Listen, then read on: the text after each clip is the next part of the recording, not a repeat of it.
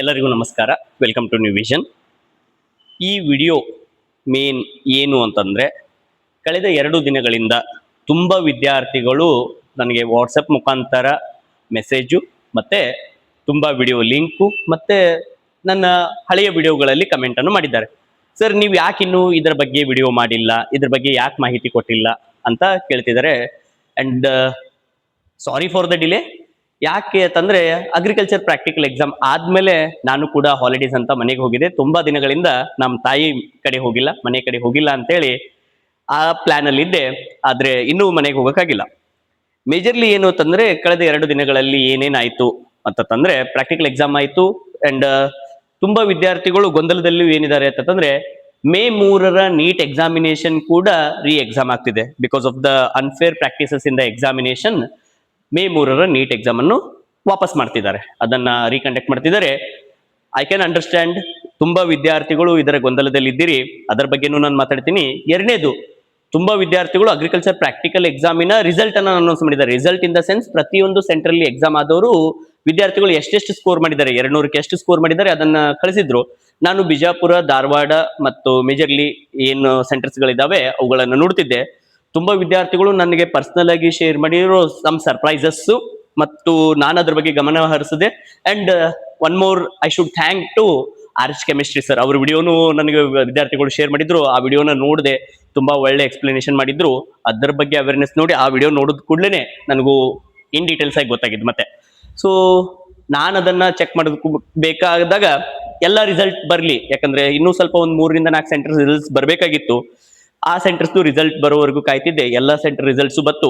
ವಿದ್ಯಾರ್ಥಿಗಳು ಮಧ್ಯಾಹ್ನನೂ ಮೆಸೇಜ್ ಹಾಕಿದ್ರು, ಸರ್ ಇನ್ನೂ ಯಾಕೆ ವಿಡಿಯೋ ಮಾಡಿಲ್ಲ, ಈ ವಿಡಿಯೋ ತುಂಬ ಲೆಂತಿ ಆಗಿರುತ್ತದೆ, ದಯವಿಟ್ಟು ಈ ವಿಡಿಯೋನ ನೋಡಿ. ಪೇರೆಂಟ್ಸು, ಸ್ಟೂಡೆಂಟ್ಸು, ಟೀಚರ್ಸು, ಯಾಕಂದರೆ ಇದ್ರ ಬಗ್ಗೆ ಅವೇರ್ನೆಸ್ ಇರಬೇಕು. ಯಾಕಂದರೆ ತುಂಬ ವಿದ್ಯಾರ್ಥಿಗಳು ಗೊಂದಲದಲ್ಲಿದ್ದಾರೆ. ಯಾಕಂದರೆ ನೀಟ್ ಎಕ್ಸಾಮ್ ಈ ರೀತಿ ಆಯಿತು, ಪ್ರಾಕ್ಟಿಕಲ್ ಎಕ್ಸಾಮಿನೇಷನಲ್ಲಿ ನಮ್ಮ ಸ್ಕೋರು ಮತ್ತು ಅದ್ರ ಬಗ್ಗೆನೂ ಹೇಳ್ತೀನಿ ಇನ್ ಡೀಟೇಲ್ ಆಗಿ. ನೀಟ್ ಎಕ್ಸಾಮ್ ಆಯಿತು, ಈಗ ನಾನು ಫಸ್ಟು ಪ್ರಾಕ್ಟಿಕಲ್ ಎಕ್ಸಾಮ್ ಬಗ್ಗೆ ಡಿಸ್ಕಸ್ ಮಾಡ್ತೀನಿ. ಅದು ಆದ ತಕ್ಷಣ ಮೇ 3ರ ನೀಟ್ ಎಕ್ಸಾಮ್ ಏನು ಕ್ಯಾನ್ಸಲ್ ಆಗಿದೆ ಅದರ ಎಕ್ಸಾಮ್ಗೆ ನಿಮ್ಮ ಮೆಂಟಲ್ ಪ್ರಿಪರೇಷನ್ ಹೆಂಗಿರಬೇಕು, ಆ್ಯಂಡ್ ನಿಮ್ಮ ಫಿಸಿಕಲ್ ಫಿಟ್ನೆಸ್ ಯಾವ ರೀತಿ ಇರಬೇಕು, ಮತ್ತು ನಿಮ್ಮ ಪ್ರಿಪರೇಷನ್ ಹೆಂಗಿರಬೇಕು ಅದನ್ನು ಹೇಳ್ತೀನಿ. ಸೊ ಈ video to all the students who completed their CET, NEET and agri practical examination, ಎಲ್ಲರ ಸಲುವಾಗಿ ಇದನ್ನು ಸರಿಯಾಗಿ ನೋಡಿಕೊಳ್ಳಿ. 2026ರ ಅಗ್ರಿಕಲ್ಚರ್ ಪ್ರಾಕ್ಟಿಕಲ್ ಎಕ್ಸಾಮಿನೇಷನು ಮೇ 10ನೇ ತಾರೀಕು ಮುಗೀತು. ಮೇ 10 ಇವತ್ತು ನಾವು ವಿಡಿಯೋ ಮಾಡ್ತಿದ್ದೀವಿ. ಈಗ ಆಲ್ಮೋಸ್ಟ್ ಎಲ್ಲ ಸೆಂಟರ್ಗಳದ್ದು ರಿಸಲ್ಟ್ ಬಂದಿದೆ. ಈಗ ನಾನು ರಿಸಲ್ಟ್ಗಳ ಬಗ್ಗೆ ಹೇಳ್ತಾ ಹೋಗ್ತೀನಿ. ಫಸ್ಟ್, ಎಲ್ಲ ವಿದ್ಯಾರ್ಥಿಗಳು ಇದನ್ನು ಸರಿಯಾಗಿ ನೋಡ್ಕೊಳ್ಳಿ, ಸ್ಕ್ರೀನನ್ನು ಕ್ಲಿಯರ್ ಆಗಿ ಅಬ್ಸರ್ವೇಷನ್ ಮಾಡ್ರಿ. ಒಬ್ಬ ಐ ಥಿಂಕ್ ಒಂದು 3-4 ಜನ ಐ ಥಿಂಕ್ ಧಾರವಾಡದಿಂದ ಇದು ಒಳ್ಳೆ ಅನಾಲಿಸಿಸ್ ಮಾಡಿ ನಮ್ಗೆ ಸೆಂಡ್ ಮಾಡಿದ್ದಾರೆ ವಾಟ್ಸಪ್ಪಲ್ಲಿ. ಐ ಥಿಂಕ್ ಈ ಅನಾಲಿಸಿಸ್ ತುಂಬಾ ಬ್ಯೂಟಿಫುಲ್ ಆಗಿ ಮಾಡಿದ್ದಾರೆ.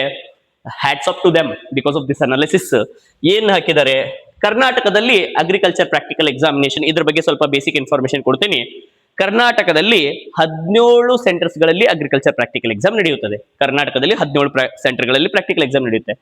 ಈ ಪ್ರಾಕ್ಟಿಕಲ್ ಎಕ್ಸಾಮಿನೇಷನ್ಸ್ದು ಕ್ವಶನ್ ಪೇಪರ್ ಇಡೀ ಕರ್ನಾಟಕಕ್ಕೆ ಸೇಮ್ ಇರೋದಿಲ್ಲ. ಎಕ್ಸಾಂಪಲ್, KCET ಪರೀಕ್ಷೆ ಬರೆದಂಥ ವಿದ್ಯಾರ್ಥಿಗಳು physics, chemistry, maths and bio ಇಡೀ ಕರ್ನಾಟಕಕ್ಕೆ ಒಂದೇ ಕ್ವಶನ್ ಪೇಪರ್. ಆದರೆ ಅಗ್ರಿ ಪ್ರಾಕ್ಟಿಕಲ್ ಎಕ್ಸಾಮಿನೇಷನ್ಸ್ ಏನು ಅಂತಂದ್ರೆ, ಪ್ರತಿ ಸೆಂಟರ್ಗೆ ಬೇರೆ ಕ್ವಶನ್ ಪೇಪರ್ ಅಥವಾ ಯೂನಿವರ್ಸಿಟಿ ವೈಸ್ ಕ್ವಶನ್ ಪೇಪರ್ ಇರುತ್ತೆ. ಎಕ್ಸಾಂಪಲ್, ಈ ವರ್ಷ ವಿಜಯಪುರ ಮತ್ತು ಧಾರವಾಡ ಒಂದೇ ಕ್ವಶನ್ ಪೇಪರ್ ಆಗಿತ್ತು, ಅದಕ್ಕಿಂತ ಹೋದ ವರ್ಷನೂ ಒಂದೇ ಪೇಪರ್ ಆಗಿತ್ತು, ಅದಕ್ಕಿಂತ ಮೊದಲು ಬೇರೆ ಬೇರೆ ಪೇಪರ್ ಆಗಿತ್ತು. ಈಗ ಒಂದೊಂದು ಸೆಂಟ್ರಲ್ಲಿ ಏನ್ ಮಾಡ್ತಾರೆ ಅಂದ್ರೆ, ಯೂನಿವರ್ಸಿಟಿ ವೈಸ್ ಕಂಪ್ಲೀಟ್ ಆಗಿ ಅದೇ ಯೂನಿವರ್ಸಿಟಿ ಅಂಡರ್ ಬರೋರಿಗೆ ಎಲ್ಲ ಕ್ವಶನ್ ಪೇಪರ್ ಒಂದೇ ಕೊಟ್ಟಿರ್ತಾರೆ. ಇಲ್ಲ ಅಂತಂದ್ರೆ ಪ್ರತಿ ಸೆಂಟರ್ಗೂ ಬೇರೆ ಬೇರೆ, ಅದ್ರ ಕೀ ಆನ್ಸರ್ಸ್ ಎಲ್ಲಾನು ಯೂನಿವರ್ಸಿಟಿದವರೇ ಬಿಟ್ಟಿರ್ತಾರೆ. ಸೊ ಪ್ರಶ್ನೆ ಪತ್ರಿಕೆ ಇದೇ ರೀತಿ ಫಿಕ್ಸ್ ಒಬ್ಬರೇ ತೆಗಿಬೇಕು ಆ ರೀತಿ ಏನಿರೋದಿಲ್ಲ, ಪ್ರತಿ ಸೆಂಟರ್ಗೆ ಬೇರೆ ಬೇರೆ. ಸರ್, ಪ್ರಶ್ನೆ ಪತ್ರಿಕೆ ಯಾವ ರೀತಿ ಇರುತ್ತೆ, ಆವ ಏರಿಯಾದಲ್ಲಿ ಅಂದ್ರೆ ಮೇಜರ್ಲಿ ಅಲ್ಲಿ ಏನ್ ಬೆಳೆಗಳು ಬೆಳೀತಾರೆ, ಅಲ್ಲಿ ಏನ್ ಪ್ರಾಣಿಗಳು ಇರ್ತವೆ, ಅಗ್ರಿಕಲ್ಚರ್ ರಿಲೇಟೆಡ್ ಆಕ್ಟಿವಿಟಿ, ಝೂ ಅಥವಾ ಹಾರ್ಟಿಕಲ್ಚರ್, ಅದಕ್ಕೆ ಸಂಬಂಧಪಟ್ಟ ಪ್ರಶ್ನೆಗಳು ಜಾಸ್ತಿ ಇರ್ತವೆ. ಸೊ ಈ ರೀತಿಯಾಗಿ ಆ ಏರಿಯಾಗೆ ಸಂಬಂಧಪಟ್ಟ ಪ್ರಶ್ನೆಗಳು ಇರ್ತವೆ. ಸೊ ಒಂದ್ ಸೆಂಟರ್ ಕಡೆ ಈಸಿ ಆಗುತ್ತೆ, ಒಂದ್ ಕಡೆ ಟಫ್ ಕೂಡ ಆಗುತ್ತೆ. ಓಕೆ, ಸೊ ಇದು ಪ್ರಾಕ್ಟಿಕಲ್ ಎಕ್ಸಾಮ್ದು 50 ಪ್ರಶ್ನೆಗಳು ಕೊಟ್ಟಿರ್ತಾರೆ. ಒಂದು ಪ್ರಶ್ನೆಗೆ 4 ಮಾರ್ಕ್ಸ್, 200 ಮಾರ್ಕ್ಸಿನ ಎಕ್ಸಾಮಿನೇಷನ್. ಪ್ರತಿ ಪ್ರಶ್ನೆಗೆ ಒಂದು 25ರಿಂದ 30 ಸೆಕೆಂಡ್ ಟೈಮ್ ಕೊಟ್ಟಿರ್ತಾರೆ. ಇದು ಪ್ರಾಕ್ಟಿಕಲ್ ಎಕ್ಸಾಮ್ 200 ಮಾರ್ಕ್ಸಿಗೆ. ಈ ಪ್ರಾಕ್ಟಿಕಲ್ ಎಕ್ಸಾಮಿನ ಮತ್ತೊಂದು ವ್ಯಾಲ್ಯೂ ಏನು ಅಂತಂದ್ರೆ, ಇದರ ರಿಸರ್ವೇಶನ್ ಎಷ್ಟಿದೆ ಅಂದ್ರೆ 50% ಇದೆ. ಎಕ್ಸಾಂಪಲ್, ಈಗ ಕರ್ನಾಟಕದಲ್ಲಿ 3000 ಅಗ್ರಿಕಲ್ಚರ್ ಅಂಡ್ ವೆಟರ್ನರಿ, ಹಾರ್ಟಿಕಲ್ಚರ್ ಎಲ್ಲ ಫಾರ್ಮ್ ಸೈನ್ಸ್ ಕೋರ್ಸಸ್ ಇದಾವೆ, ಇನ್ಕ್ಲೂಡಿಂಗ್ ವೆಟರ್ನರಿ ಎಲ್ಲ ಸೇರಿ ಒಂದು 3000ದಿಂದ 3500 ಸೀಟ್ ಇದಾವೆ. ಅಂದ್ರೆ ಅದರಲ್ಲಿ 50% ಸೀಟ್ಸ್ ಯಾರಿಗೆ ಅಂತಂದ್ರೆ ಪ್ರಾಕ್ಟಿಕಲ್ ಎಕ್ಸಾಮ್ ಬರೆದವರಿಗೆ ಇರ್ತವೆ. ಓಕೆ, ಅಂಡ್ ತುಂಬಾ ನೀಟ್ ಬರೆದಂತ ವಿದ್ಯಾರ್ಥಿಗಳಿಗೂ ಯಾಕೆ ನಾನು ಇದರಲ್ಲಿ ಇನ್ಕ್ಲೂಡ್ ಮಾಡ್ತಿದ್ದೀನಿ ಅಂತಂದ್ರೆ ನೀಟ್ ಬರೆದಂತ ವಿದ್ಯಾರ್ಥಿಗಳು ಎಷ್ಟೋ ಜನ ಈ ವರ್ಷನೇ ಬರೆದಿರುವಂತ ಫ್ರೆಶ್ ಸ್ಟೂಡೆಂಟ್ಸ್ ಇರ್ತಾರೆ, ಇಲ್ಲ ರಿಪೀಟರ್ಸ್ ಇರ್ತಾರೆ. ಅವರ ಸೆಕೆಂಡ್ ಪ್ಲಾನ್ ಏನಾಗಿರುತ್ತೆ ಅಂದ್ರೆ ವೆಟರ್ನರಿ ಆಗಿರುತ್ತದೆ. MBBS ಮಿಸ್ ಆದ್ರೆ ಸ್ವಲ್ಪ ಜನದ್ದು BDS ಇರುತ್ತೆ ಅಥವಾ BMS ಇರುತ್ತೆ, ಇಲ್ಲ ಸ್ವಲ್ಪ ಜನದ್ದು ವೆಟರ್ನರಿ ಇರುತ್ತೆ. ಓಕೆ, ಯಾಕಂತಂದ್ರೆ ಈ ವರ್ಷ ಪ್ರಾಕ್ಟಿಕಲ್ ಎಕ್ಸಾಮ್ ನೀವು ನೋಡ್ತೀರಿ, ಕರ್ನಾಟಕದಲ್ಲಿ ಟೋಟಲ್ 17 ಸೆಂಟರ್ಗಳಲ್ಲಿ ಎಕ್ಸಾಮ್ ಬರೆದಿದ್ದಾರೆ. ಪ್ರಾಕ್ಟಿಕಲ್ ಎಕ್ಸಾಮ್ ಬರೆದವರ ಸಂಖ್ಯೆ ಕರ್ನಾಟಕದಲ್ಲಿ ಟೋಟಲ್ ಎಷ್ಟು ಜನ ಬರೆದಿದ್ದಾರೆ ಅಂದ್ರೆ 24,354 ಜನ ಎಕ್ಸಾಮ್ ಬರೆದಿದ್ದಾರೆ. ಎಷ್ಟು? 24,000 ಜನ ಎಕ್ಸಾಮ್ ಬರೆದಿದ್ದಾರೆ 17 ಸೆಂಟರ್ಗಳಲ್ಲಿ. ಈಗ ನಾವು ರಿಸಲ್ಟಿಗೆ ಬಂದಾಗ, ನಾನು ರಿಸಲ್ಟ್ ನೋಡ್ತಾ ಹೋದಾಗ GK/VK ಅಲ್ಲಿ ಪ್ರಾಕ್ಟಿಕಲ್ ಎಕ್ಸಾಮ್ 200 GK/VK ಬೆಂಗಳೂರಲ್ಲಿ 200 ಎಷ್ಟು ಜನ ತಗೊಂಡಿದ್ದಾರೆ ಅಂತಂದ್ರೆ ಒಬ್ರು ತಗೊಂಡಿದ್ದಾರೆ. ಎಷ್ಟು ತಗೊಂಡಿದ್ದಾರೆ? ಒಬ್ಬ ಸ್ಟೂಡೆಂಟ್ 200 ತಗೊಂಡಿದ್ದಾರೆ. ಎಷ್ಟು ಸ್ಟೂಡೆಂಟ್ ಅಲ್ಲಿ? 2,200 ಸ್ಟೂಡೆಂಟ್ ಅಲ್ಲಿ ಒಬ್ಬ 200 196 ಎಷ್ಟು ಜನ? 10 ಜನ. ಓಕೆ, 192 24 ಜನ, 188 44 ಜನ, 188 ಹಿಂದ್ಗಡೆ ಹೋದ್ರೆ 184 180 ಅದು ಕಾಮನ್ ಮಿಸ್ಟೇಕ್ ಆಗಿರುತ್ತೆ. ಮೇಜರ್ಲಿ ನಾವು ಕನ್ಸಿಡರ್ ಮಾಡೋದೇನಂತಂದ್ರೆ 188 ಆರ್ 192 ಅದ್ರ ಮೇಲಿನ ಸ್ಕೋರ್ಗಳನ್ನ ಜಾಸ್ತಿ ಫೋಕಸ್ ಮಾಡಿರ್ತೀವಿ. 200 ಒಂದೇ, 196 10 ಜನ ಅಂದ್ರೆ ಒಂದ್ ಮಿಸ್ಟೇಕ್ ಮಾಡಿದ್ದಾರೆ. 10 ಜನ ಒಂದ್ ಕ್ವಶನ್ ಅನ್ನ ಮಿಸ್ಟೇಕ್ ಮಾಡಿದ್ದಾರೆ. 24 ಜನ ಏನ್ ಮಾಡಿದ್ದಾರೆ ಅಂದ್ರೆ 2 ಕ್ವಶನ್ಸ್ ಗಳನ್ನ ಮಿಸ್ಟೇಕ್ ಮಾಡಿದ್ದಾರೆ. ಈಗ ನೆಕ್ಸ್ಟ್ ಮಂಡ್ಯದಲ್ಲಿ ನೋಡಿದ್ರೆ 1,182 ಜನ ಬರೆದಿದ್ರೆ ಔಟ್ ಆಫ್ 5 ಜನ ತಗೊಂಡಿದ್ದಾರೆ. ಓಕೆ, 196 ಯಾರು ಇಲ್ಲ, 192 ಒಬ್ರು ಇದ್ದಾರೆ. ಅದೇ ರೀತಿ ಧಾರವಾಡಕ್ಕೆ ಹೋಗ್ರಿ 2,914 ಜನ ಅಂದ್ರೆ ನಿಯರ್ಲಿ 3,000 ಜನ ಎಕ್ಸಾಮ್ ಬರೆದಿದ್ದಾರೆ. ಅದರಲ್ಲಿ ಔಟ್ ಆಫ್ ಕೇವಲ ಇಬ್ರು, ಆಯ್ತಾ, ಇಬ್ರು ಔಟ್ ಆಫ್ ತಗೊಂಡಿದ್ದಾರೆ. 196 14 ಜನ ತಗೊಂಡಿದ್ದಾರೆ. ಕಾಲೇಜ್ ಆಫ್ ಅಗ್ರಿಕಲ್ಚರ್ ವಿಜಯಪುರ, ನಾನ್ ಬಂದ್ಬಿಟ್ಟು ನನ್ನ ಡಿಸ್ಟಿಕ್ ವಿಜಯಪುರ. ಸೊ ನಮ್ಮ ಡಿಸ್ಟಿಕ್ ಅಲ್ಲಿ 200 2,496 2,500 ಜನ ಬರೆದಿದ್ದಾರೆ. 200 ಒಬ್ರು ಇಲ್ಲ. ಓಕೆ, 196 ಒಬ್ರೇ ತಗೊಂಡಿದ್ದಾರೆ. ಅದು ಆದ್ಮೇಲೆ 192 7 ಜನ ತಗೊಂಡಿದ್ದಾರೆ.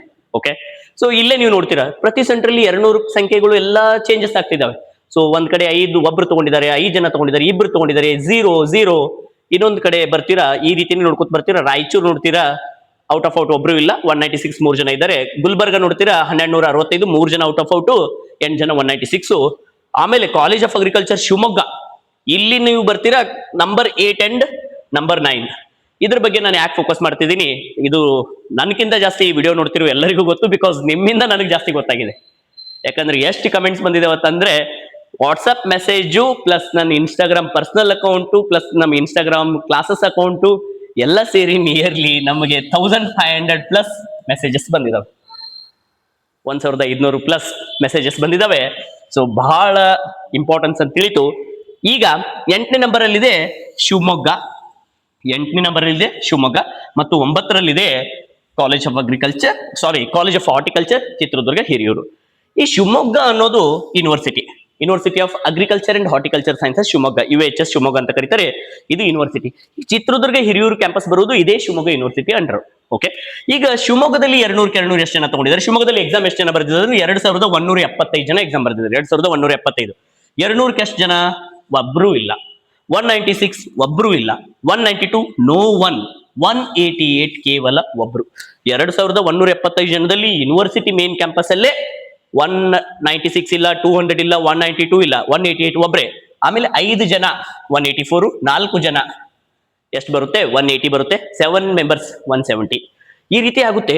ಅದೇ ಅನಾಲಿಸಿಸ್ ಗಳನ್ನ ಬೇರೆ ಕಡೆ ನೋಡಿ. ಇದು ಓಕೆ, ನಾವು ಇಲ್ಲಿ ಲಾಸ್ಟಿಗೆ ಡಿಸ್ಕಸ್ ಮಾಡ್ತೀವಿ, ಇದ್ರ ಬಗ್ಗೆ ಹೇಳ್ತೀವಿ. ಅಂಡ್ ಸ್ಟೂಡೆಂಟ್ಸ್ ಹೇಳಿದ್ದಾರೆ ಸರ್ ಇದ್ರ ಬಗ್ಗೆ ನೀವು ಅವೇರ್ನೆಸ್ ಕ್ರಿಯೇಟ್ ಮಾಡಲೇಬೇಕು ಅಂತ ಹೇಳಿದ್ದಾರೆ. ಸೊ ಬೀದರ್, ನೆಕ್ಸ್ಟ್ ಬೀದರ್ಗೆ ಹೋಗೋಣ. ಪಾಪ ಬೀದರ್ದವ್ರದ್ದು ನೋಡಿ, ಎಕ್ಸಾಮ್ ಬರ್ದವ್ರು 752 ಜನ. 200 0, 196 0, 192 0, 188 0, 184 0, 180 0. ಹಾಯೆಸ್ಟ್ ಎಷ್ಟು ಅಂತಂದ್ರೆ ಒಬ್ಬ 176. ಅದು ಆದ್ಮೇಲೆ ಇಬ್ರು ಐತಲ್ಲ 172. ಐ ಡೋಂಟ್ ನೋ, ಈ ರೀತಿ ನೋಡಿದ್ರೆ ಪ್ರಾಕ್ಟಿಕಲ್ ಎಕ್ಸಾಮ್ ಬೀದರಲ್ಲಿ ಐ ಥಿಂಕ್ ತುಂಬಾ ಟಫ್ ಇತ್ತು ಅನ್ಕೋತೀನಿ. ಸೊ ಒಬ್ಬ ಸ್ಟೂಡೆಂಟು 176, ಇಬ್ರು ಸ್ಟೂಡೆಂಟು 172 ತಗೊಂಡಿದ್ದಾರೆ. ಅಂದ್ರೆ 170 ಅಬೋವ್ ಇರೋರು, ಈ ಲಾಸ್ಟ್ ಕಾಲಮ್ ಅಂದ್ರೆ 170+ ಇರೋರು ಬರೀ 3 ಜನ. ಇಡೀ ಕರ್ನಾಟಕದಲ್ಲಿ I think it is the lowest score. ಅಂದ್ರೆ ಹೇಳ್ಬೇಕಂದ್ರೆ one of the toughest paper was in Karnataka, Bidar. Okay, next Hebbal. ನಾನು ಹೇಳ್ತಿದ್ದೀನಿ, ವಿಡಿಯೋ ಇನ್ ಡೀಟೇಲ್ ಆಗಿ ಹೋಗ್ತಿದೀವಿ. ನಿಮ್ಗೆ ಟೈಮ್ ಇದೆ ಅನ್ಕೋತೀನಿ, ಯಾಕಂದ್ರೆ ಎಲ್ಲ ಎಕ್ಸಾಮ್ಸ್ ಮುಗಿದಿದ್ದಾವೆ. ನೀಟ್ ಪ್ರಿಪೇರ್ ಆಗೋರು ಸ್ವಲ್ಪ ನೋಡಿ, ಏನು ತೊಂದರೆ ಇಲ್ಲ. 5 ನಿಮಿಷ ರಿಫ್ರೆಶ್ ಆಗ್ತೀರಾ, ಯಾಕಂದ್ರೆ ಆಗ್ಲೇಬೇಕು. ಓಕೆ, ವೆಟರ್ನರಿ ಹೆಬ್ಬಾಳ್ ನೋಡ್ತಿದ್ರೆ 112 ಜನ ಎಕ್ಸಾಮ್ ಬರ್ತಿದ್ದಾರೆ. ಇದರಲ್ಲಿನೂ ನೀವು ನಂಬರ್ಸ್ ಸ್ಕ್ರೀನ್ ಮೇಲೆ ನೋಡಬಹುದು. ಮಂಗಳೂರು 148 ಜನ ಎಕ್ಸಾಮ್ ಬರ್ತಿದ್ದಾರೆ. ಇಲ್ಲಿನೂ ರಿಸಲ್ಟ್ ನೋಡ್ತಿದ್ದೀರಾ. ನೆಕ್ಸ್ಟ್ ಬಾಗಲಕೋಟೆ 987 ಜನ ಬರೆದಿದ್ದಾರೆ, ಔಟ್ ಆಫ್ ಔಟ್ 9 ಜನ ತಗೊಂಡಿದ್ದಾರೆ. ಸೊ 29 ಜನ 196 ತಗೊಂಡಿದ್ದಾರೆ, 20 ಜನ 192 ತಗೊಂಡಿದ್ದಾರೆ. ಈ ರೀತಿ ಸ್ಕೋರ್ಸ್ಗಳು ಇದಾವೆ. ನೆಕ್ಸ್ಟ್ ಮೈಸೂರು 964 ಜನ ಬರೆದಿದ್ದಾರೆ. ನೆಕ್ಸ್ಟ್ ಅದು ಆದ್ಮೇಲೆ ಕೊಪ್ಪಳದಲ್ಲಿ 1698 ಜನ ಎಕ್ಸಾಮ್ ಬರೆದಿದ್ದಾರೆ. ಅರ್ಬಾವಿಯಲ್ಲಿ 1500 ಜನ ಬರೆದಿದ್ದಾರೆ. ಅರ್ಬಾವಿಯಲ್ಲೂ ಔಟ್ ಆಫ್ ಔಟ್ ಇಲ್ಲ, 196 ಇಲ್ಲ. ಇಲ್ಲಿನೂ 200ಗೆ 0 ಮೆಂಬರ್ಸ್ ಎಲ್ಲಿ ಕೊಪ್ಪಳದಲ್ಲಿ. ನೆಕ್ಸ್ಟ್ ಕಾಲೇಜ್ ಆಫ್ ಹಾರ್ಟಿಕಲ್ಚರ್ ಕೋಲಾರದಲ್ಲಿ 1000 ಜನ ಎಕ್ಸಾಮ್ ಬರೆದಿದ್ದಾರೆ, ಒಬ್ಬರೇ ಔಟ್ ಆಫ್ ಔಟ್, 13 ಜನ 196. ಅಂದ್ರೆ 13 ಜನಕ್ಕೆ ನಿಯರ್ಲಿ ಒಂದು ಕ್ವಶನ್ ಕನ್ಫ್ಯೂಷನ್ ಆಗಿದೆ. ಓಕೆ, ಇಲ್ಲಿ ಒಬ್ಬ ಕ್ಯಾಂಡಿಡೇಟ್ ಮಾತ್ರ ಔಟ್ ಆಫ್ ಔಟ್ ತಗೊಂಡಿದ್ದೇನೆ. ಈ ರಿಸಲ್ಟ್ ನಾನು ಇಲ್ಲಿವರೆಗೂ ತೋರಿಸಿದ್ದೀನಿ. ನಾನು ಏನೇನು ಮಾತಾಡಲ್ಲ. ಈ ಲೀಸ್ಟ್ ಅನ್ನು ಒಂದ್ ಸರ್ತಿ ನೋಡಿ, ಇದನ್ನ ಕ್ಲಿಯರ್ ಆಗಿ ನೀವೇ ಅಬ್ಸರ್ವ್ ಮಾಡಬೇಕು. ಇದನ್ನ ಅಬ್ಸರ್ವ್ ಮಾಡಿದ್ರೆ ಇದನ್ನ ನಾನು ರೆಡ್ ಮಾರ್ಕ್ ಅಲ್ಲಿ ಹಾಕಿದ್ದೀನಿ. ಯಾಕಂದ್ರೆ ಅವರು ನನಗೆ ಅನಾಲಿಸಿಸ್ ಸೆಂಡ್ ಮಾಡಿದವರು ಕೂಡ ಹಿಂಗೆ ಕಳಿಸಿದ್ದಾರೆ. ಇದರಲ್ಲಿ ನಾನು ಏನು ಚೇಂಜಸ್ ಮಾಡ್ಕೊಂಡಿಲ್ಲ. ಇದರಲ್ಲಿ ಏನು ನಿಮಗೆ ಕಂಡು ಬರ್ತಿದೆ ದಯವಿಟ್ಟು ಕಮೆಂಟ್ ಬಾಕ್ಸ್ ಅಲ್ಲಿ ತಿಳಿಸಿ. May be coming to this centre, college of horticulture Chitradurga Hiriyur ಬರೋದು ಶಿವಮೊಗ್ಗ ಅಂಡರ್ದಲ್ಲಿ. ಶಿವಮೊಗ್ಗದಲ್ಲಿ 2175 ಜನ ಬರೆದಿದ್ದಾರೆ, ಒಬ್ಬರು ಔಟ್ ಆಫ್ ಔಟ್ ಇಲ್ಲ, 196 ಇಲ್ಲ, 192 ಇಲ್ಲ, ಒಬ್ಬರೇ 188. ಚಿತ್ರದುರ್ಗದ ಹಿರಿಯೂರು ಸೆಂಟರ್ ಅಲ್ಲಿ 2143 ಜನ ಎಕ್ಸಾಮ್ ಬರೆದಿದ್ದಾರೆ, 2143 ಜನ. ಸೊ ಅದರಲ್ಲಿ 74 ಜನ out of out, 74 members 200 perfect, 200 out of 200. 74 ಜನ 190 ಜನ 196 ಮಾಡಿದ್ದಾರೆ, 190 ಮೆಂಬರ್ಸ್ 196 ಮಾಡಿದ್ದಾರೆ. 230 ಮೆಂಬರ್ಸ್ 38 ಮೆಂಬರ್ಸ್ 192 ಮಾಡಿದ್ದಾರೆ. 243 ಮೆಂಬರ್ಸ್ 188 ಮಾಡಿದ್ದಾರೆ. 213 ಮೆಂಬರ್ಸ್ 184 ಮಾಡಿದ್ದಾರೆ. ನೆಕ್ಸ್ಟ್ 181 ಮೆಂಬರ್ಸ್ ಏನ್ ಮಾಡಿದ್ದಾರೆ, 180 ಮಾಡಿದ್ದಾರೆ. 188 ಮೆಂಬರ್ಸ್ 176 ಮಾಡಿದ್ದಾರೆ. 135 172 ಮಾಡಿದ್ದಾರೆ. ಓಕೆ, ಈಗ ನೀವು ಇದನ್ನು ನೀವೇ ಅಬ್ಸರ್ವ್ ಮಾಡಿದ್ರೆ ಇಡೀ ಕರ್ನಾಟಕದಲ್ಲಿ ಎಕ್ಸಾಮ್ ಬರೆದಿರುವಂತದ್ದು ಇದು ಕಂಪ್ಲೀಟ್ 200 ಔಟ್ ಆಫ್ 200, 196, ದೆನ್ 192. ಈ 3 ಕಾಲಮ್ ಅನ್ನು ಕಂಪೇರ್ ಮಾಡೋಣ. ಓಕೆ, 1 5 2 3 ಇದನ್ನು ಬಿಡೋಣ. 9 0 0 0 1 ಇದನ್ನು 0 0 0 0 ಎಲ್ಲ ಸೇರಿ ನೀವು ಇಡೀ ಲಿಸ್ಟ್ ಅಲ್ಲಿ ನೋಡಿದ್ರೆ 1 5 6 2 8 8 3 11 11 1 9 20 20 ಇದು 1 21 ಜನ ಇಡೀ ಕರ್ನಾಟಕದಲ್ಲಿ. ಇದು ಒಂದು ಸೆಂಟರ್ ಬಿಟ್ಟು ರಿಮೈನಿಂಗ್ ಎಲ್ಲಾ ಸೆಂಟರ್ಗಳನ್ನ 17 ಸೆಂಟರ್ಗಳಲ್ಲಿ, ಇದನ್ನ 17 ಅನ್ಬಾರ್ದು, 16+1 ಅನ್ಬೇಕು. 16+1 ಅಲ್ಲಿ 16 ಸೆಂಟರ್ಗಳ ಸ್ಕೋರ್ಗಳನ್ನ ಇಲ್ಲಿ ಕೆಳಗಡೆ ಅನಾಲಿಸಿಸ್ ಇದೆ, ಅದನ್ನ ಸೊ ನಾನು ತೋರಿಸ್ತೀನಿ. ಓಕೆ, ಸೊ ಈ ಟೋಟಲ್ ಸೆಂಟರ್ಸ್ಗಳಲ್ಲಿ ಟೋಟಲ್ ಎಲ್ಲಾ 17 ಸೆಂಟರ್ ತಗೊಂಡ್ಬಿಡ್ರಿ. ಫಸ್ಟ್ 17 ಸೆಂಟರ್ ನೋಡಿದ್ರೆ ಅಂದ್ರೆ ಔಟ್ ಆಫ್ ಔಟ್ ಎಷ್ಟು ಜನ ಮಾಡಿದ್ದಾರೆ ಅಂದ್ರೆ 17 ಸೆಂಟರ್ ಇನ್ಕ್ಲೂಡಿಂಗ್ 16+1 ಟೋಟಲ್ ಎಲ್ಲ ಸೇರಿ 95 ಜನ ಔಟ್ ಆಫ್ ಔಟ್, 272 ಜನ 196, 396 ಜನ 192. ಈಗ ಸ್ಪೆಸಿಫಿಕ್ ಆಗಿ ಇದು ಒಂದು ಸೆಂಟರ್ ನ ಮೈನಸ್ ಮಾಡೋಣ. ಅದರಲ್ಲಿ ಒಂದ್ ಸೆಂಟರ್ ನ ಮೈನಸ್ ಮಾಡೋಣ. ಒಂದ್ ಸೆಂಟರ್ ಅಲ್ಲಿ ಎಷ್ಟು, 74, 190, 238. ಈಗ ಇಡೀ ಕರ್ನಾಟಕದ 16 ಸೆಂಟರ್ಗಳಲ್ಲಿ ಎಷ್ಟು ಸ್ಕೋರ್ ಇದೆ ನೋಡಿ. 95 ಜನ ಇಡೀ ಕರ್ನಾಟಕಕ್ಕೆ ಔಟ್ ಆಫ್ ಔಟ್, ಅದರಲ್ಲಿ 74 ಜನ ಒಂದೇ ಸೆಂಟರ್ ಅಲ್ಲಿ ಇರೋ. 21 ಜನ ಸೇರಿ ಎಷ್ಟು ಜನ ಅಂತಂದ್ರೆ ಎಷ್ಟು ಸೆಂಟರ್, 16 ಸೆಂಟರ್. ಇದು ಕಂಪ್ಯಾರಿಸನ್ ಅಲ್ಲ. 21 ಸೆಂಟರ್ 21 ಔಟ್ ಆಫ್ ಔಟ್ ತಗೊಂಡಿದ್ದು ಎಷ್ಟು ಸೆಂಟರ್ಗಳಲ್ಲಿ, 16 ಸೆಂಟರ್ಗಳಲ್ಲಿ. ಎಷ್ಟು ಸೆಂಟರ್ಗಳಲ್ಲಿ, 16 ಸೆಂಟರ್ಗಳಲ್ಲಿ. ಇದನ್ನ ನೀವು ಕ್ಲಿಯರ್ ಅಬ್ಸರ್ವೇಷನ್ ಮಾಡಿದ್ರಿ ಅಂದ್ರೆ 16 ಸೆಂಟರ್ಗಳಲ್ಲಿ ಎಕ್ಸಾಮ್ ಬರೆದವರ ಸಂಖ್ಯೆ ಎಷ್ಟು, 22,000 ಜನ. ಇಡೀ ಕರ್ನಾಟಕದಲ್ಲಿ ಎಕ್ಸಾಮ್ ಬರೆದವರು 24,000 ಜನ, ಅದರಲ್ಲಿ 16 ಸೆಂಟರ್ಗಳಲ್ಲಿ ಬರೆದವರು 22,000 ಜನ. ಈ ಒಂದು ಸೆಂಟರ್ ಅಲ್ಲಿ ಬರೆದವರು 2,100 ಜನ. ಈ 16 ಸೆಂಟರ್ಗಳಲ್ಲಿ ಔಟ್ ಆಫ್ ಔಟ್ ತಗೊಂಡವರು 21. ಇದು ಒಂದೇ ಸೆಂಟರ್ ಅಲ್ಲಿ 74. ಅಂದ್ರೆ 22,000 ಜನದಲ್ಲಿ 20 ಜನ ತಗೋತಾರೆ, 2,000 ಜನದಲ್ಲಿ 74 ತಗೋತಾರೆ. I think I can understand. Paper easy ಇರಬಹುದು, ಅಲ್ಲಿ ಪೇಪರ್ ಈಸಿ ಕೊಟ್ಟಿರಬಹುದು. ನಾನು ಎಕ್ಸಾಮ್ ಅಲ್ಲಿ ಏನಾಗಿದೆ ಅಂತ ನನಗೆ ಅದ್ರ ಬಗ್ಗೆ ಗೊತ್ತಿಲ್ಲ, ನಾನು ಅದ್ರ ಬಗ್ಗೆ ಮಾತಾಡ್ತಿಲ್ಲ. ಸೊ ಎಕ್ಸಾಮ್ ಈಸಿ ಇತ್ತು. ತುಂಬಾ ವಿದ್ಯಾರ್ಥಿಗಳು ಸ್ವಲ್ಪ ಜನ ಹಾಕ್ತಿದ್ರು, ಸರ್ ಎಕ್ಸಾಮ್ ಈಸಿ ಇತ್ತು, ಆರಾಮಾಗಿ ಬರಿಬಹುದಿತ್ತು ಯಾರೇ ಆದ್ರೂ ಅಂತ ಇತ್ತು. ಹಾಗಿದ್ರೆ ಕರ್ನಾಟಕದ 17 ಸೆಂಟರ್ಗಳಲ್ಲಿ 16 ಸೆಂಟರ್ಗಳಲ್ಲಿ ಎಕ್ಸಾಮ್ ಅವರ ಅಲ್ಲೇ ಬರೀತಿದ್ರು. ಸಿಂಪಲ್. ಯಾಕಂದ್ರೆ ಇದು ಅನ್ಇಕ್ವಲ್ ಡಿಸ್ಟ್ರಿಬ್ಯೂಷನ್ ಆಯ್ತು ಅಂದ್ರೆ ಸೆಂಟರ್ ಟು ಸೆಂಟರ್, ಇದು ರೈತರ ಮಕ್ಕಳಿಗೆ ಒಂಥರ ಅನ್ಯಾಯ ಆಗಲ್ವಾ? ಯಾಕಂದ್ರೆ ಅಲಾಟ್ಮೆಂಟ್ ನೀವೇ ನೋಡಿ, ಇಲ್ಲೇ ನಿಯರ್ಲಿ 170+ ಸ್ಕೋರ್ ಮಾಡಿದವ್ರು ಎಷ್ಟಾಗ್ತಾರೆ ಅದನ್ನು ತೋರಿಸ್ತೀನಿ. ಒಂದೇ ಕಡೆ ಕಂಪ್ಲೀಟ್ ಅಲಾಟ್ಮೆಂಟ್ ಆದಂಗೆ ಆಗ್ಬಿಡುತ್ತೆ. ಓಕೆ, ಸೊ ಪೇಪರ್ ಈಸಿ ಇತ್ತು ಅಥವಾ ಯಾವ ರೀತಿ ಇತ್ತು, ನಾನಂತೂ ಪೇಪರ್ ನೋಡಿಲ್ಲ. ತುಂಬಾ ವಿದ್ಯಾರ್ಥಿಗಳು ಈಸಿ ಅಂತ ಹೇಳ್ತಿದ್ದಾರೆ. ಸಪೋಸ್ ಅಷ್ಟು ಈಸಿ ಅಂತಂದ್ರೆ 74 ಜನ ಔಟ್ ಆಫ್ ಔಟ್, 190 ಜನ. ಇದ್ರ ಇಂಪ್ಲಿಕೇಶನ್ಸ್ ಏನು ಅಂತಂದ್ರೆ ನಿಮಗೆ ಲಾಸ್ಟ್ ಕಾಲಮ್ ಅಲ್ಲಿ ತೋರಿಸ್ತೀನಿ. ಏನು ಅಂತಂದ್ರೆ here is the analysis last column. ಇದು ಏನು ಅಂತಂದ್ರೆ total 170 200 ಮಾರ್ಕ್ಸಿಗೆ 200 marks examination 200 marks examination ಅಲ್ಲಿ 200 ಮಾರ್ಕ್ಸ್ ಎಕ್ಸಾಮಿಗೆ 170 ಪ್ಲಸ್ ಸ್ಕೋರ್ ಮಾಡಿದವ್ರ ಸಂಖ್ಯೆ ಇದು ಲಾಸ್ಟ್ ಅಲ್ಲಿ ಹಾಕಿದ್ದೀನಿ ನಾನು. 170 ಪ್ಲಸ್ ಸ್ಕೋರ್ 170 ಪ್ಲಸ್ ಸ್ಕೋರ್ ಅಂದ್ರೆ ಟೋಟಲ್ ಕರ್ನಾಟಕದಲ್ಲಿ ಎಷ್ಟು ಜನ 170 ಪ್ಲಸ್ ಮಾಡಿದ್ದಾರೆ ಅಂದ್ರೆ 4870 ಜನ ಮಾಡಿದ್ದಾರೆ. ಎಷ್ಟು ಜನ ಸೆಂಟರ್ ಇದು ಇನ್ಕ್ಲೂಡಿಂಗ್ 17 ಸೆಂಟರ್.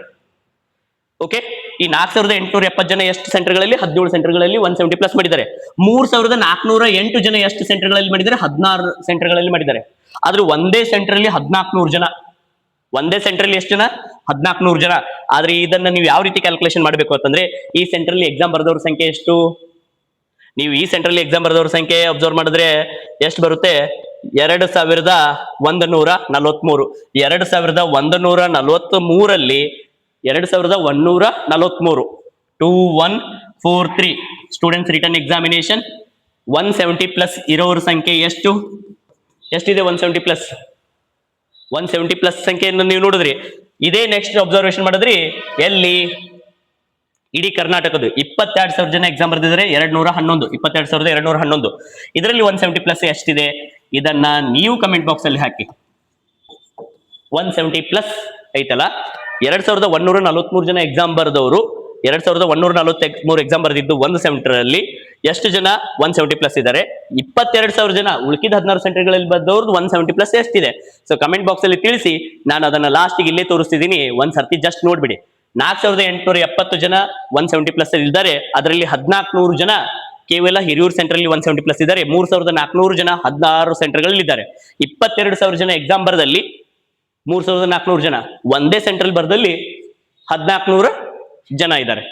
ಸೊ ಈಗ ಮೇಜರ್ಲಿ ನೀವು ಬೇರೆ ಸೆಂಟರ್ಗಳನ್ನು ಅಬ್ಸರ್ವೇಷನ್ಸ್ ಮಾಡಬಹುದು. ಮೇ ಬಿ ಪ್ರಾಕ್ಟಿಕಲ್ ಎಕ್ಸಾಮಿನೇಷನ್ ಈ ಸೆಂಟ್ರಲ್ಲಿ ಈಸಿ ಕೊಟ್ಟಿದ್ರು ಏನು ಗೊತ್ತಿಲ್ಲ. ಬಟ್ ಇದು ರೈತರ ಮಕ್ಕಳಿಗೆ, ಯಾಕಂದ್ರೆ ಪ್ರತಿ ಡಿಸ್ಟಿಕ್ಕಿನ ವಿದ್ಯಾರ್ಥಿಗಳು ಎಕ್ಸಾಮ್ ಬರೆದಿರ್ತಾರೆ. ಬಿಜಾಪುರ, ಧಾರವಾಡ, ಶಿವಮೊಗ್ಗ, ಹಾಸನ, ಗದಗ, ರಾಯಚೂರು, ಬಳ್ಳಾರಿ, ಮೈಸೂರು, ಆಯ್ತಾ, ಶಿವಮೊಗ್ಗದವ್ರು ಬರ್ದಿರ್ತಾರೆ, ಮಡಿಕೇರಿದವ್ರು ಬರ್ದಿರ್ತಾರೆ, ಮಂಗಳೂರದವ್ರು ಬರ್ದಿರ್ತಾರೆ. ಪಾಪ ಮಂಗಳೂರದವ್ರು ಪ್ರಾಕ್ಟಿಕಲ್ ಎಕ್ಸಾಮ್ ಬರೆಯೋರ ಸಂಖ್ಯೆನೇ ಕಡಿಮೆ. ಓಕೆ, ಸೊ ಆಮೇಲೆ ಪಾಪ ಬೀದರ್ದವ್ರಂತೂ ಮುಗ್ದೇ ಹೋಯ್ತು. ಈ ರೀತಿ ಅನ್ಇಕ್ವಲ್ ಡಿಸ್ಟ್ರಿಬ್ಯೂಷನ್ ಆಯ್ತು ಅಂದ್ರೆ ತುಂಬಾ ಕಷ್ಟ ಆಗುತ್ತೆ. ಈಗ ನನ್ನ ರಿಕ್ವೆಸ್ಟ್ ಏನು ಅಂತಂದ್ರೆ ಈ ರೀತಿಯಾಗಿ ಒಂದು ಸೆಂಟರ್ ಅಲ್ಲಿ ಯಾಕೆ ಇಷ್ಟು ವೇರಿಯೇಷನ್ ಆಗಿದೆ ಅದರ ಬಗ್ಗೆ ಮಾಹಿತಿ ಬೇಕು. ಈ ಒಂದು ಸೆಂಟರ್ ಅಲ್ಲಿ ಯಾಕೆ ಇಷ್ಟು ಚೇಂಜಸ್ ಆಗಿದೆ ಮಾಹಿತಿ ಬೇಕು. ನೀವು ಅದನ್ನ ಲಿಸ್ಟ್ ಅಲ್ಲಿನೂ ನೋಡ್ಕೋಬಹುದು. ಕಂಪ್ಲೀಟ್ ಅದು ಲಿಸ್ಟ್ ಕೊಟ್ಟಿದ್ದಾರೆ, ರಿಸಲ್ಟ್ ಲಿಸ್ಟ್ ಕೊಟ್ಟಿದ್ದಾರೆ.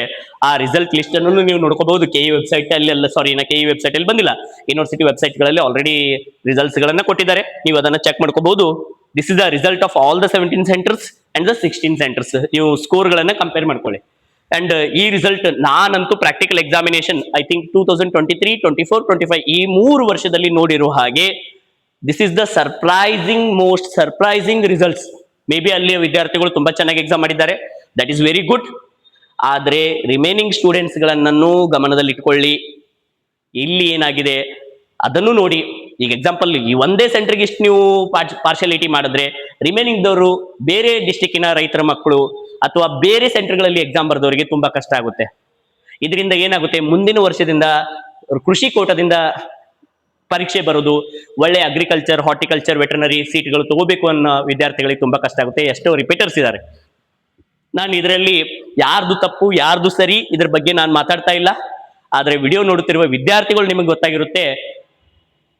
ಸೊ ನೀವು ಟೋಟಲಿ ಇದರ ಬಗ್ಗೆ ಗಮನ ಕೊಡಬೇಕು. ಯಾಕಂದ್ರೆ ನಿಯರ್ಲಿ ಈ ಒಂದು ಸೆಂಟರ್ ಇಂದ 70% ರಿಸಲ್ಟ್ ಇದೆ, 68 to 70% ರಿಸಲ್ಟ್ ಇದೆ. ಟೋಟಲ್ ಕರ್ನಾಟಕದ ಹೈಯೆಸ್ಟ್ ಸ್ಕೋರ್ ಬರೀ ಈ ಒಂದು ಸೆಂಟರ್ ಇಂದ 70% ಇದೆ. ರಿಮೈನಿಂಗ್ ಸೆಂಟರ್ ಇಂದ ಬರೀ 30% ರಿಸಲ್ಟ್ ಇದೆ.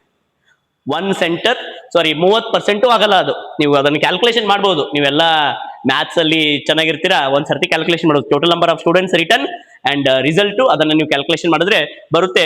ನಾನು ಅದನ್ನ ಹೇಳಕ್ ಹೋಗಲ್ಲ, ನೀವು ಒಂದ್ಸರ್ತಿ ಅದನ್ನ ಚೆಕ್ ಮಾಡ್ಕೊಳ್ಳಿ, ಗೊತ್ತಾಗ್ಬಿಡುತ್ತೆ. 2,000 ಜನ ಎಕ್ಸಾಮ್ ಬರದಲ್ಲಿ ಟೋಟಲ್ 1,500, 22,000 ಜನ ಎಕ್ಸಾಮ್ ಬರದಲ್ಲಿ 3,500. ನೀವು ಅದನ್ನ ಕ್ಯಾಲ್ಕುಲೇಷನ್ ಮಾಡ್ಕೊಳ್ಳಿ. 22,000ಕ್ಕೆ 3,500, 2,100ಕ್ಕೆ 1,500. ಇದನ್ನು ನೋಡ್ಕೊಳ್ಳಿ. ಇದನ್ನ ನಾನು ಅಲ್ಲಿ ಏನಾಗಿದೆ ಅದ್ರ ಬಗ್ಗೆ ಹೇಳ್ತಿಲ್ಲ, ಬಟ್ ಇದರಿಂದ ಸ್ಟೂಡೆಂಟ್ಸ್ಗೆ ಓವರ್ ಆಲ್ ರಿಸಲ್ಟ್ಗೆ ಹೊಡೆತ ಬೀಳುತ್ತೆ. ಸ್ಪೆಷಲಿ ಕೆಇ ಅಧಿಕಾರಿಗಳು ಅಥವಾ ಪ್ರಸನ್ನ ಸರ್, ನೀವು ವಿಡಿಯೋ ನೋಡ್ತಿದ್ರೆ ದಯವಿಟ್ಟು ಇದನ್ನ ಗಮನ ಕೊಡಿ. ಯಾಕಂತಂದ್ರೆ ಐ ನೋ ಪ್ರತಿಯೊಂದು ನೀವು KEA ಪ್ರತಿಯೊಂದನ್ನು ತುಂಬಾ ಚೆನ್ನಾಗಿ ಮಾಡಿದ್ದೀರಿ. ನನ್ನ ಫ್ರೆಂಡ್ಸ್ ಎಷ್ಟೋ ಜನ ಕಾಂಪಿಟೇಟಿವ್ ಎಕ್ಸಾಮಿನೇಷನ್ ಬರೋದು ಒಳ್ಳೆ ಡಿಪಾರ್ಟ್ಮೆಂಟ್ಸ್ಗೆ ಹೋಗ್ತಿದ್ದಾರೆ. KEA ನೋಟಿಫಿಕೇಶನ್ಸ್ ಅಥವಾ ಕಾಂಪಿಟೇಟಿವ್ ಎಕ್ಸಾಮ್ ಬರ್ದಿದ್ರ ಬಗ್ಗೆ ತುಂಬಾ ಹೇಳಿದ್ದಾರೆ. ಅಂಡ್ CET ಅಲ್ಲಿ ನೀವು ತುಂಬಾ ಚೇಂಜಸ್ ಅನ್ನ ತಂದಿದ್ರಿ, ಟೆಕ್ನಿಕಲಿ ತುಂಬಾ ಚೇಂಜಸ್ ಅನ್ನ ತಂದಿದ್ದೀರಾ. ಪ್ರಾಕ್ಟಿಕಲ್ ಎಕ್ಸಾಮ್ ಅಲ್ಲಿ ಎರರ್ಸ್ ಬಂದಾಗನು ಅದಕ್ಕೆ ನೀವು ತುಂಬಾ ಚೆನ್ನಾಗಿ ರೆಸ್ಪಾನ್ಸ್ ಮಾಡಿದ್ದೀರಾ. ಡಾಕ್ಯುಮೆಂಟ್ ಅಪ್ಲೋಡಿಂಗ್ ಟೈಮ್ ಅಲ್ಲಿನೂ ಲೇಟ್ ಆಗಿದೆ ಅಂತ ಹೇಳಿ ಅದಕ್ಕೂ ನೀವು ಯೂನಿವರ್ಸಿಟೀಸ್ ರಿಕ್ವೆಸ್ಟ್ ಮಾಡಿ ಡೇಟ್ ಎಕ್ಸ್ಟೆನ್ಷನ್ ಮಾಡಿದ್ದೀರಾ. ಇದ್ರ ಬಗ್ಗೆ ಒಂದು ಸರ್ತಿ ನೀವು ಗಮನ ಕೊಡಿ. ಯಾಕಂತಂದ್ರೆ ಮೇಜರ್ಲಿ ಇದರಲ್ಲಿ ಏನಿದೆ ಅಂತ ಹೇಳಿ ನಾವು ಚೆಕ್ ಮಾಡ್ಕೊಳ್ಳೇಬೇಕಾಗುತ್ತೆ. ಅಂಡ್ ಈ ಎಕ್ಸಾಮ್ ಅನ್ನ ಮೇಜರ್ಲಿ ರೆಸ್ಪಾನ್ಸಿಬಲ್ ತಗೊಂಡಿದ್ದು GKVK ಬೆಂಗಳೂರು. GKVK ಬೆಂಗಳೂರದವರು ಎಲ್ಲವನ್ನು ತುಂಬಾ ಚೆನ್ನಾಗಿ ಮಾಡಿದ್ದಾರೆ. I appreciate all the centres. But ಈ ಸೆಂಟರ್ ಒಂದು ಏನಾಗಿದೆ ಅಂತ ಸ್ವಲ್ಪ ಏನ್ ಎಕ್ಸಾಮ್ ತುಂಬಾ ಈಸಿ ಆಗಿತ್ತಾ, ಸಪೋಸ್ ಆ ರೀತಿ ಆಗಿದ್ರೆ ಉಳುಕಿ ಸೆಂಟರ್ದವರಿಗೆ ಕಷ್ಟ ಆಗಿರುತ್ತದೆ. ಯಾಕಂದ್ರೆ ಇಟ್ ಇಸ್ ನನಗೂ ತಿಳಿದಿರುತ್ತೆ. ಯಾಕಂತಂದ್ರೆ ಟೋಟಲ್ ಸ್ಟೂಡೆಂಟ್ಸ್ ಅಲ್ಲಿ ಒಂದು ಸೆಂಟರ್ ಕಡೆಯಲ್ಲಿ ವೇರಿಯೇಷನ್ ಆಗಿದ್ರೆ allotment of the seats 50% seat allotment ಅಲ್ಲಿ ರಿಮೈನಿಂಗ್ ಸ್ಟೂಡೆಂಟ್ಸ್ಗೆ ತುಂಬಾ ಅನ್ಯಾಯ ಆಗುತ್ತೆ. ಇದನ್ನ ನೀವು ಯಾವ ರೀತಿ ಬಗೆಹರಿಸ್ತೀರಾ ಗೊತ್ತಿಲ್ಲ. ಯಾಕಂದ್ರೆ ನಿಮಗೆ ಗೊತ್ತಿದೆ ಆಲ್ರೆಡಿ, ಯಾಕಂದ್ರೆ ನೀಟ್ ಎಕ್ಸಾಮ್ ಆಗ್ತಿದೆ. ಕರ್ನಾಟಕದ ವಿದ್ಯಾರ್ಥಿಗಳು ನೀಟ್ ಎಷ್ಟೋ ಜನ ಬರೆದಿದ್ದಾರೆ, ಅದೇ ಆಲ್ರೆಡಿ ಡಿಪ್ರೆಷನ್ ಅಲ್ಲಿದ್ದಾರೆ. ಇದು ಒಂದು ದೊಡ್ಡ ಡಿಪ್ರೆಷನ್ ಕೊಡಬೇಡಿ. ಇದಕ್ಕೊಂದು ಏನಾದ್ರೂ ದಯವಿಟ್ಟು KEAದವರು ಪ್ರಸನ್ನ ಸರ್ ಅಥವಾ GKVK ಯೂನಿವರ್ಸಿಟಿ ಅವರು ಅಥವಾ ರೆಸ್ಪೆಕ್ಟಿವ್ ಈ ಎಕ್ಸಾಮ್ ಸೆಂಟರ್ ಬರೋದು ಶಿವಮೊಗ್ಗ ಯೂನಿವರ್ಸಿಟಿ ಅಂದ್ರು ಅವರಾದ್ರೂ ಇದಕ್ಕೊಂದು ಏನಾದ್ರೂ ಮಾಹಿತಿಯನ್ನ ಕೊಡಿ. ಯಾಕಂದ್ರೆ ವಿದ್ಯಾರ್ಥಿಗಳು ತುಂಬಾ ಗೊಂದಲದಲ್ಲಿದ್ದಾರೆ. And sorry for the delay in making of the video. ನನ್ನ ವ್ಯೂವರ್ಸ್ ಇತ್ತು ಕಮೆಂಟ್ ಅಲ್ಲಿ ಅಥವಾ ನಿನ್ನೆ ಮೆಸೇಜ್ ಹಾಕಿದವರು, ಸರ್ ನೀವು ಯಾಕೆ ಇದ್ರ ಬಗ್ಗೆ ವಿಡಿಯೋ ಮಾಡಿಲ್ಲ, ಎಲ್ಲ ಡೀಟೇಲ್ಸ್ ಅನ್ನ ಪಾಪ ತುಂಬಾ ಡೀಟೇಲ್ಸ್ ಅನ್ನ ನನಗೆ ಕಳಿಸಿದಿರಿ. Thank you. ಇದರ ಬಗ್ಗೆ ನಾನು ವಿಡಿಯೋ ಮಾಡಿದ್ದೀನಿ. ಅಂಡ್ ನೀಟ್ ಯಾರೆಲ್ಲ ಎಕ್ಸಾಮ್ ಬರೀತಿದ್ದೀರಿ, ಒಂದು ನಿಮಗೆ ಸಲಹೆ ಕೊಡ್ತೀನಿ. ಎಕ್ಸಾಮ್ ಆಗ್ತಿದೆ ನೀಟ್ದು. I am not talking about ಈ ಎಕ್ಸಾಮ್ ಬಗ್ಗೆ ಮಾತಾಡ್ತಿಲ್ಲ. I am talking about the NEET exam ಆಗ್ತಿದೆ. ಒಂದೊಂದ್ಸಲ ಏನಾಗುತ್ತೆ ಜೀವನದಲ್ಲಿ, ನೀವು ಪ್ಲಾನ್ ಮಾಡಿರ್ತೀರಾ, ಈಗ ಎಕ್ಸಾಮ್ ಏನಾಗಿದೆ ಅಂತಂದ್ರೆ ಎಕ್ಸಾಮ್ ಆಗ್ತಿದೆ.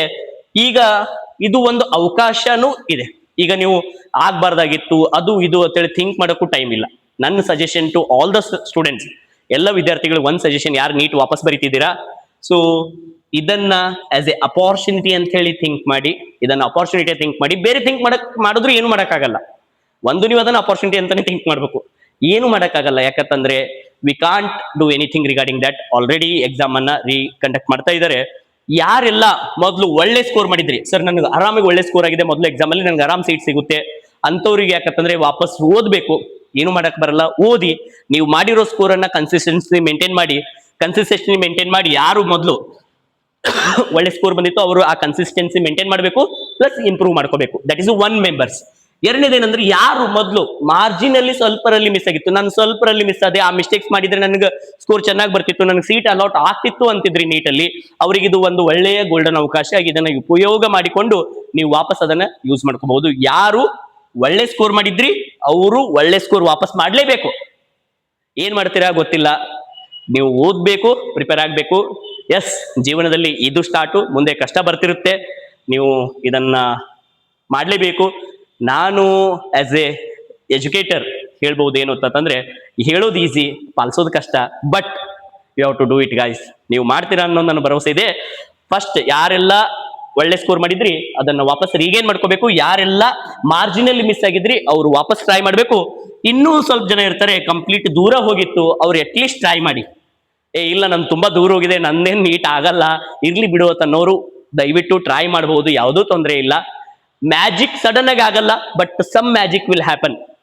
ನೀವು ಓದಿರುವಂಥದ್ದು ಇಂಪಾರ್ಟೆಂಟ್ ಕ್ವಶನ್ಸು ಅಥವಾ ಟಾಪಿಕ್ ವೈಸು ಅಥವಾ ಅನಾಲಿಸಿಸ್ ಮಾಡಿಕೊಂಡು ಸ್ವಲ್ಪ ಓದಿ, ಅಟ್ಲೀಸ್ಟ್ ಟ್ರೈ ಮಾಡೋರು ಸರಿಯಾಗಿ ಅದನ್ನ ಪ್ರಿಪರೇಷನ್ ಮಾಡಿ. ನೀಟ್ ಎಕ್ಸಾಮ್ ಬಗ್ಗೆ ಗಾಬರಿ ಆಗಕ್ಕೆ ಹೋಗ್ಬೇಡಿ. ಸೊ ಜೂನ್ ಅಲ್ಲಿ ಆಗ್ಬಹುದು, ಅದ್ರ ಡೇಟ್ ಎಲ್ಲ NTದವ್ರು ಅನೌನ್ಸ್ ಮಾಡ್ತಾರೆ, ಅದ್ರಲ್ಲಿ ನಾನು ಎಕ್ಸ್ಪರ್ಟ್ ಇಲ್ಲ, ಬಟ್ ನನಗೆ ಗೊತ್ತಿರೋ ಮಾಹಿತಿ ಪ್ರಕಾರ ನಾನು ಹೇಳಿರ್ತೀನಿ. ಸೊ ಜೂನ್ ಅಲ್ಲಿ ಆಗ್ಬಹುದು, ಸಮಯ ಸಿಕ್ಕಿರುತ್ತೆ. ಆದ್ರೆ ತುಂಬಾ ಕಡಿಮೆ ಸಮಯ. ಯಾಕಂತಂದ್ರೆ ಮೇಜರ್ಲಿ ನೀವು ಪ್ರಿಪೇರ್ ಆಗ್ಬೇಕಾಗಿರೋದು mentally. You have to be strong. ಯಾಕಂತಂದ್ರೆ ನಿಮ್ಮ ಪೇರೆಂಟ್ಸ್ ನಿಮ್ಮಿಂದಿದ್ದಾರೆ, ಅವ್ರ ಸಲುವಾಗಿ ಆದ್ರೂ ನೀವು ಓದ್ಲೇಬೇಕು. ಅದನ್ನ ಎನ್ಕರೇಜ್, ಮೋಟಿವೇಶನ್ ಆಗಿ ತಗೋರಿ, ಅದನ್ನ ಡಿಪ್ರೆಷನ್ ಆಗಿ ತಗೋಬೇಡಿ. ಯಾಕಂದ್ರೆ ನಿಮ್ ತಂದೆ ತಾಯಿ, ನೀವು ಅಷ್ಟೇ ಎಕ್ಸಾಮ್ ಬರೀತಿಲ್ಲ, ಎಕ್ಸಾಮ್, ನಿಮ್ ತಂದೆ ತಾಯಿನೂ ಎಕ್ಸಾಮ್ ಬರೀತಿದ್ದಾರೆ. ಅದನ್ನ ಗಮನದಲ್ಲಿ ಇಟ್ಕೊಳ್ಳಿ. Exam is not for you, real exam is for your parents. ಅವ್ರು ನಿಮ್ಗೆ ಕುಂಡಿಸಿ ಪ್ರಿಪರೇಷನ್ ಮಾಡಬೇಕು. ಅವ್ರ ಸಲುವಾಗಿ ಚೆನ್ನಾಗಿ ಓದಿ, ಮೋಟಿವೇಶನ್ ಆಗಿ ತಗೊಳ್ಳಿ. ಸರಿ ಆಗ್ಲಿಲ್ಲ ಅಂದ್ರೆ ಚಿಂತೆ ಮಾಡಬೇಡಿ. Effort is your work, result is ಅಷ್ಟೇ ನಾನು ಹೇಳ್ಬೋದು. ಅಂಡ್ ನನಗೆ ತಿಳಿದಿರೋ ಪ್ರಕಾರ 2 ಬಗ್ಗೆ ಮಾತಾಡಿ ಅಂತ ನೀವು ಕಮೆಂಟ್ ಹಾಕಿದ್ರಿ. ಒಂದು ಅಗ್ರಿಕಲ್ಚರ್ ಎಕ್ಸಾಮ್ ಇಂದು ರಿಸಲ್ಟಿನ ಬಗ್ಗೆ ಮಾತಾಡಂತ ಹೇಳಿದ್ರಿ, ಎರಡನೇದು ಏನ್ ಮಾತಾಡಿದ್ರೆ ನೀಟ್ ಬಗ್ಗೆ ಮಾತಾಡಂತ ಹೇಳಿದ್ರಿ, ಎರಡೂ ಬಗ್ಗೆ ಮಾತಾಡಿದ್ದೀನಿ. ಏನೇ ಇದ್ರು ಕಮೆಂಟ್ ಮಾಡಿ. ತುಂಬಾ ವಿದ್ಯಾರ್ಥಿಗಳು ಇದರಲ್ಲಿ ಏನ್ ತೊಂದರೆ ಆಗ್ತಿದಾವೆ, ಈ ರಿಸಲ್ಟ್ ಬಗ್ಗೆ ಏನಿದ್ರು ನೀವು KEA ಮೇಲ್ ಮಾಡಿ. ಮ್ಯಾಕ್ಸಿಮಮ್ ಸ್ಟೂಡೆಂಟ್ಸ್ ಕೇಳ್ತಿದ್ರಿ ಸರ್ ಇದ್ರ ಬಗ್ಗೆ ನಾವು ಯಾರಿಗೆ ಮಾಹಿತಿ ಕೊಡಬೇಕು, ನೀವು KEA ಅಥವಾ GK ಯೂನಿವರ್ಸಿಟಿ ಅವರಿಗೆ ನೀವು ಮೇಲ್ ಮಾಡಿ ಈ ರೀತಿ ಆಗಿದೆ ಇದ್ರ ಬಗ್ಗೆ ಮಾಹಿತಿ ಕೊಡಿ, ಯಾಕೆ ಈ ರೀತಿ ಇಷ್ಟು ಚೇಂಜಸ್ ಇದೆ ಅಂತ ಮಾಹಿತಿ ಕೊಡಿ ಅಂತ ನೀವು ಕೇಳ್ಬಹುದು. ಐ ಥಿಂಕ್ ಈ ನಂಬರ್ಸ್ ನೋಡಿದ್ರೆ ಗೊತ್ತಾಗುತ್ತೆ, there is don't know. So ಇದನ್ನ ನೀವು ಪ್ರಶ್ನೆ ಮಾಡಬೇಕು ಅಂಡ್ ಮಾಡ್ಲೇಬೇಕು ಕಂಪಲ್ಸರಿ. ಯಾಕಂತಂದ್ರೆ ಪ್ರಶ್ನೆ ಮಾಡೋರು ನೀವೇ, ಪ್ರಶ್ನೆ ಮಾಡ್ಲಿಲ್ಲ ಅಂತಂದ್ರೆ ಮುಂದೆ ಪ್ರಶ್ನೆಗಳೇ ಬರಲ್ಲ. ಇದರ ಬಗ್ಗೆ ಪ್ರಶ್ನೆ ಮಾಡಿ. ಓಕೆ, ಪೇಪರ್ ಈಸಿ ಇತ್ತು, ಹಾಗಿದ್ರೆ ಉಳ್ಕಿದ ಸೆಂಟರ್ಗೆ ಯಾಕಿಲ್ಲ, ಹಾಗಿದ್ರೆ ಒಂದೇ ಸೆಂಟರ್ ಅಲ್ಲಿ ಎಕ್ಸಾಮ್ ಬರ್ಸ್ಬಿಡ್ತಿದ್ರು ಎಲ್ಲರೂ, ಇಲ್ಲಾಂದ್ರೆ ರಿಮೈನಿಂಗ್ 16 ಸೆಂಟರ್ ಕೆಲಸ ಏನು? ಇವೆಲ್ಲ ತುಂಬಾ ಪ್ರಶ್ನೆಗಳು ಕಾಡ್ತವೆ. ಯಾಕಂದ್ರೆ ಇದು ನನ್ನ ಮಾತುಗಳಲ್ಲ, ನಿನ್ನೆ ಕಮೆಂಟ್ ಮಾಡಿರುವಂತ ವಿದ್ಯಾರ್ಥಿಗಳು ಮಾತು. ಯಾಕಂದ್ರೆ ಎಷ್ಟೋ ಜನ ರಿಪೀಟರ್ಸ್ ಇದ್ರು, ಆ ರಿಪೀಟರ್ಸ್ ಗಳ ಪ್ಲಾನ್ ವೆಟರ್ನರಿ ಅಥವಾ ಅಗ್ರಿಕಲ್ಚರ್ ಆಗಿತ್ತು. ಅವರು ನೀಟ್ ಎಕ್ಸಾಮು ಬರೀಬೇಕು, ಅದರಲ್ಲಿನೂ ಹೋಪ್ ಅನ್ನ ಕಳ್ಕೊಂಡಿದ್ದಾರೆ ಅಂಡ್ ಇದರಲ್ಲಿನೂ ಹೋಪ್ ಗಳನ್ನ ಕಳ್ಕೊಂಡಿದ್ದಾರೆ. ಇದನ್ನ ಗಮನದಲ್ಲಿ ಇಟ್ಕೊಳ್ಳಿ. ಯಾಕಂದ್ರೆ ಎಷ್ಟೋ ಜನ ವೀಕ್ಷಣೆ ಮಾಡೋರು ಪಾಲಕರಾಗಿರ್ತೀರಾ, ಸೊ ನೀವು ನೋಡಿರ್ತೀರಾ, ಅಥವಾ ಈ ಮಕ್ಕಳು ಏನು ಗೊಂದಲದಲ್ಲಿದ್ದಾರೆ ನಿಮಗೆ ಅರಿವಾಗಿರುತ್ತೆ. ದಯವಿಟ್ಟು ಇದನ್ನ ನೀವು ನಿಮ್ಮ ಫ್ರೆಂಡ್ಸ್ಗಳಿಗೆ ಎಲ್ಲ ಕಡೆ ಶೇರ್ ಮಾಡಿ.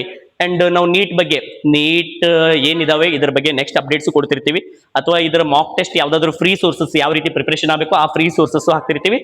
ನಾವು ನಮ್ಮ ಚಾನಲ್ ಲಿಂಕ್ ಅನ್ನ ಡಿಸ್ಕ್ರಿಪ್ಷನ್ ಅಲ್ಲಿ ಕೊಟ್ಟಿರ್ತೀನಿ.